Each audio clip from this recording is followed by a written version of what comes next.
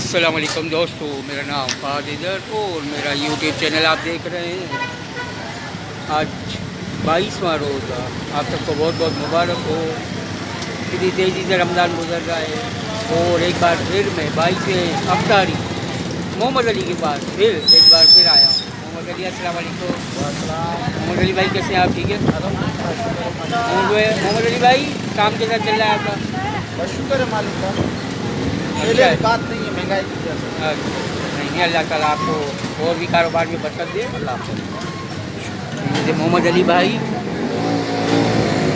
भाई से मैं पहले रोज़े से लेके अभी 22वें रोज़े तक अफ्तारी का सामान मैं इससे लेता हूँ और रेट भी अच्छे देते हैं मोहम्मद अली भाई, हमेशा की तरह इनका रेट बिल्कुल बहुत ही ज़बरदस्त।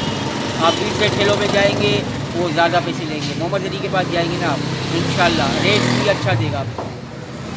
तो दोस्तों, वीडियो पसंद आई तो लाइक और शेयर कर देना और मेरे चैनल को सब्सक्राइब करके बेल आइकन के बटन को दबा देना कि इस तरह की नई वीडियो सबसे पहले आप तक पहुँचती रहे। तो अपने दोस्त बात को इजाज़त दीजिए, एक नई वीडियो के साथ फिर मिलेंगे। तब तक के लिए अल्लाह हाफ़िज़, दुआ में याद।